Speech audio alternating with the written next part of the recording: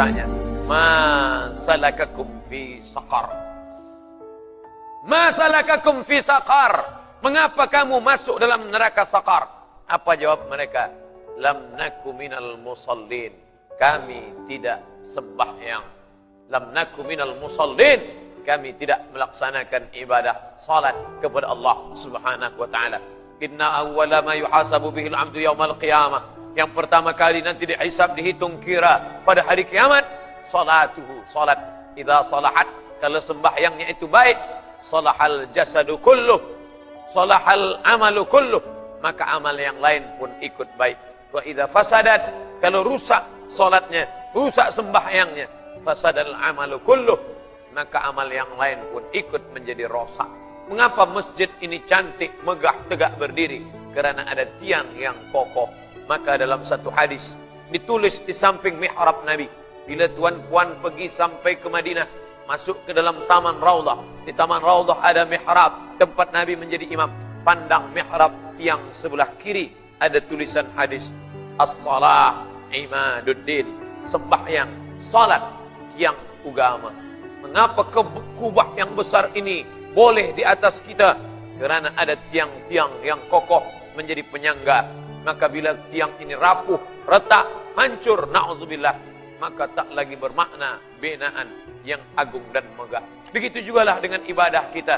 Haji, puasa sunat, zikir, membaca Al-Quran, membina masjid, membantu anak yatim dan fakir miskin. Tak lagi bermakna bila salat tidak khusyuk kepada Allah Subhanahu wa taala. Bagi yang belum salat, maka dia perlu salat. Yang sudah salat, merenungkan makna salat. Yang sudah merenungkan salat, istiqamah di dalam salat. As-salatu imaduddin, fawailul lil musallin. Berapa banyak orang-orang wail, neraka wail bagi dia, celaka dia. Siapa dia? Alladzina hum an salatihim sahun, orang-orang yang lalai. Bukan saja melalaikan salatnya, tapi dia lalai dalam salat itu sendiri.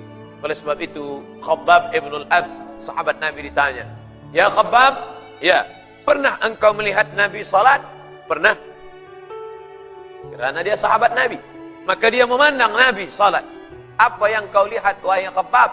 Apakah Nabi itu bila salat mulutnya bergerak atau diam sahaja? Maka Khabbab bin al-Arth menjawab, aku melihat mulut Nabi bergerak. Dari mana engkau tahu mulutnya bergerak? Andai salat zuhur, asar, tetap mulutnya bergerak. Bismillahirrahmanirrahim.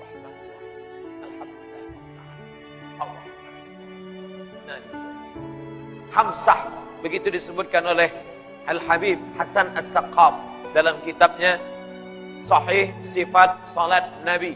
Mulut bergerak, hamsah. Lalu kemudian ketika Khabbab ditanya, dari mana engkau tahu bahawa mulut Nabi itu bergerak?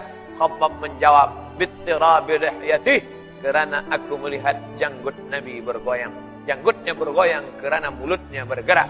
Kerana mulut bergerak, dagu ikut bergoyang, dan janggut Nabi pun bergoyang. Begitulah Nabi mengucapkan lafaz-lafaz. Mulut menyebut, hati mengingat, pikiran mengagungkan. Ada 3 kiblat. Kiblat dada ke arah Ka'bah, fawalli wajhaka syatral masjidil haram. Kiblat mata ke tempat-tempat sujud, dan kiblat hati kepada Allah Subhanahu wa taala. Saat itu sempurnalah gerak mata, gerak hati, gerak dada. Dada menghadap Ka'bah, mata menghadap tempat sujud, dan hati selalu mengingat Allah Subhanahu wa taala. Sama seperti driver yang membawa kereta, saat itu dia mungkin lalai, lupa, mengantuk, dia balik ke tengah jalan. Sama seperti seorang pemuda yang membawa kendaraan, manakala dia lupa dan lalai, boleh jadi dia terperosok, tapi dia balik ke pangkal jalan. Begitu jugalah agaknya manakala kita pasang niat usalli fardal maghribi salasa raka'atin adaan ma'muman lillahi ta'ala, kita dalam keadaan khusyuk. Tapi manakala kita angkat Allahu Akbar, dia mula agak lari ke kanan, dia pun berbelok ke kiri, kita luruskan balik. Wajjahtu wajhiya lilladzi fatara as-samawati wal arda hanifan musliman wa ma ana minal musyrikin. Manakala dia agak pergi jauh, balikkan ke pangkal jalan. Inna salati wa nusuki wa mahyaya wa mamati lillahi rabbil alamin. Membaca ta'awuz dianjurkan idza qara'tal Qur'an.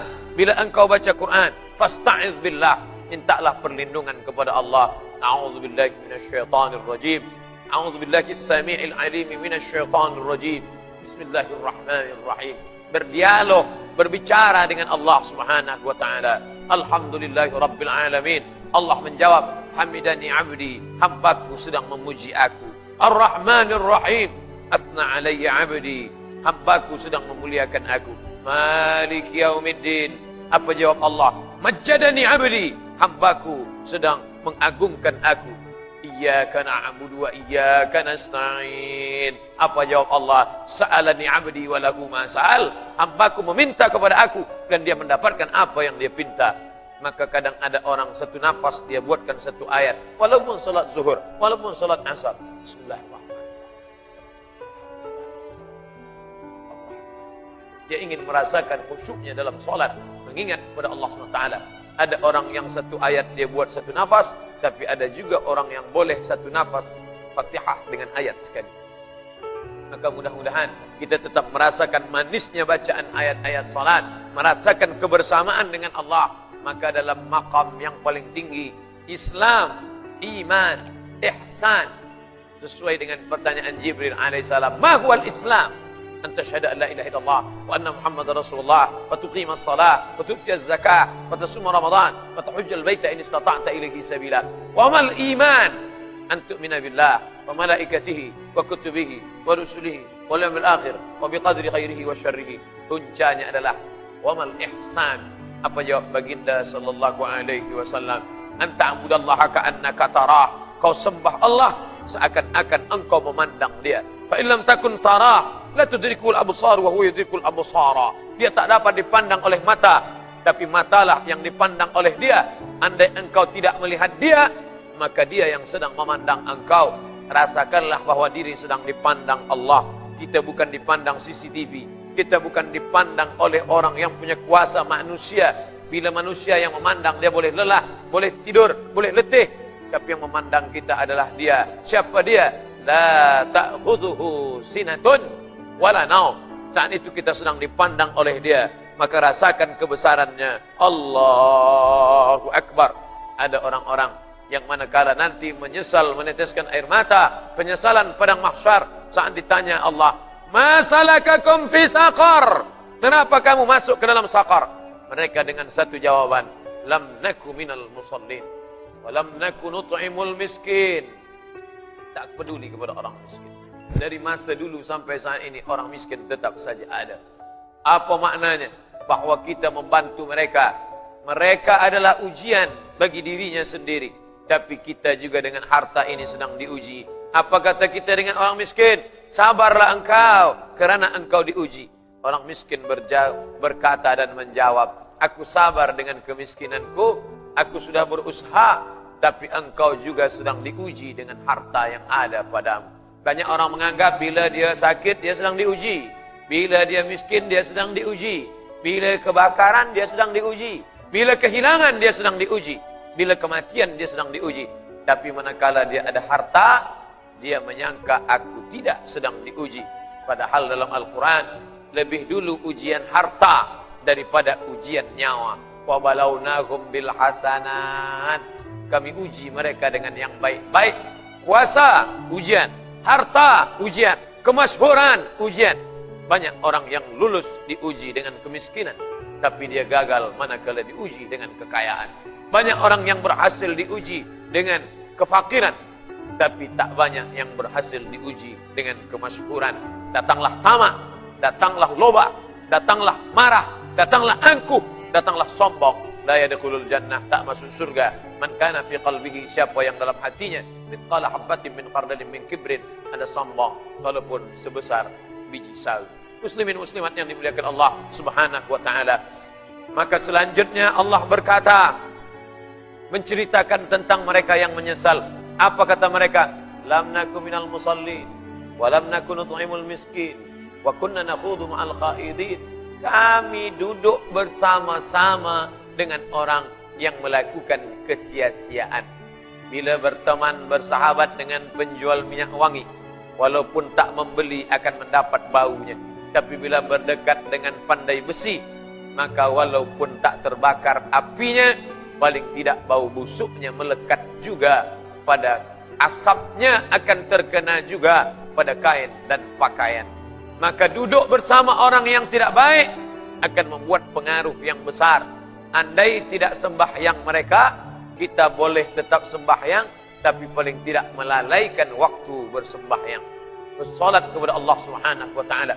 Wa kunna nakhudhu ma'al qaidin, kami melakukan perbuatan sia-sia, tak bermakna.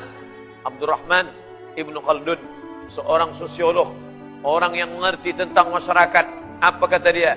Ar-ra'iyah ala dini mulukihim. Rakyat akan mengikut agama raja-raja mereka. Bila raja-raja Melayu masa lalu suka ke masjid, beribadah kepada Allah, maka rakyat, masyarakat akan besar pengaruhnya kepada kepribadian.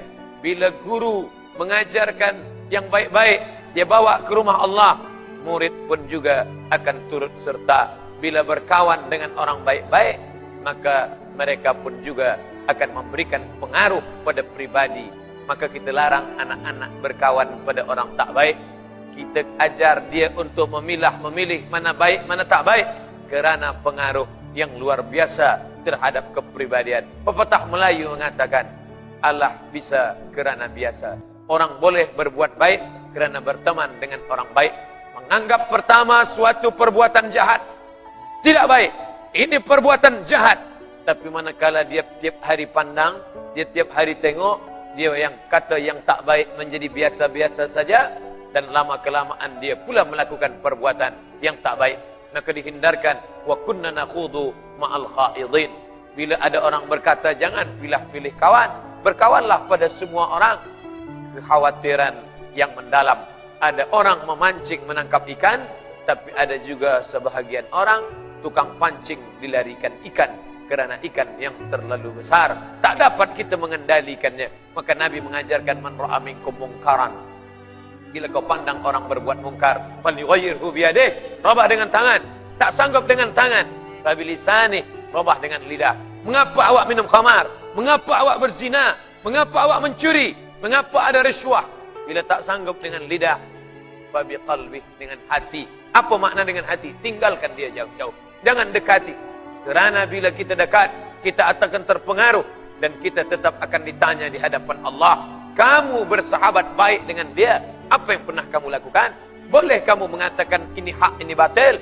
Boleh kamu mengatakan watawasaw bil haq, watawasaw bis sabr? Bila tidak, maka kita hanyalah seekor setan yang bisu kerana melihat kebatilan dan diam bersama kebatilan. As-sakitu 'anil haq, orang yang diam melihat kebatilan. Syaitan akhras, setan yang bisu. Begitu kata Abu Ali Ad-Daqqaq yang ditulis oleh Imam An-Nawawi dari kalangan mazhab Syafi'i.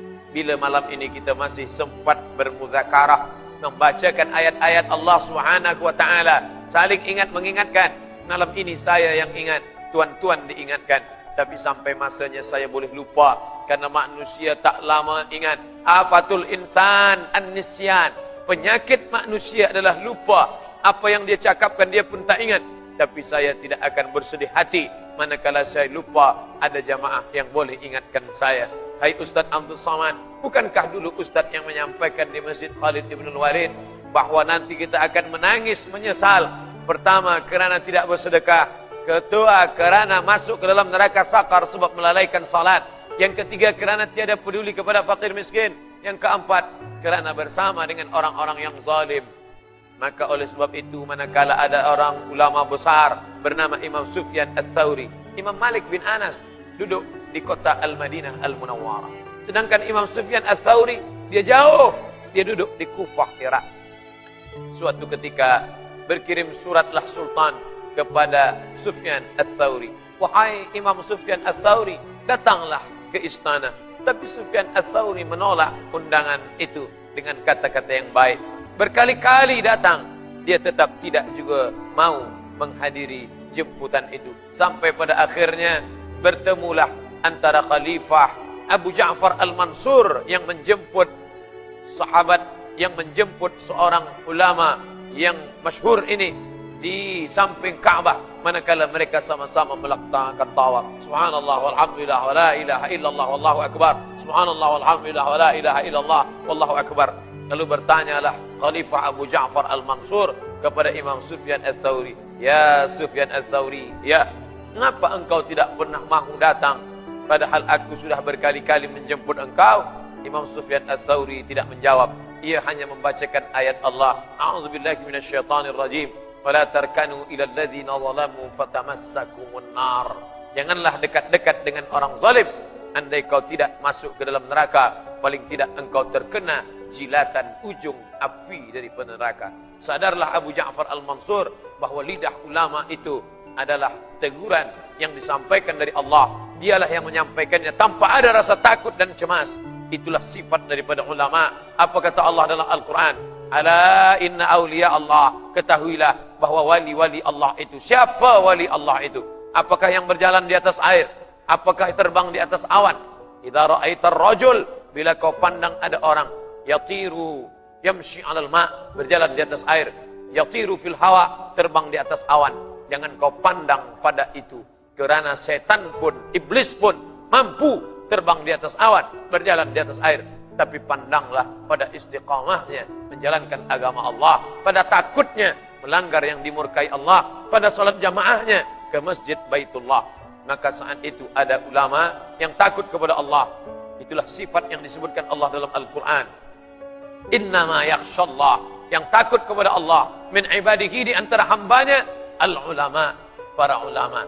Ulama bukan orang yang banyak ilmunya. Ulama bukan yang pandai bertutur kata. Ulama bukan yang membacakan ayat dan hadis sahaja, walaupun itu sifat daripada ulama. Tapi jauh daripada itu adalah yakhshallah, takut kepada Allah Subhanahu wa ta'ala.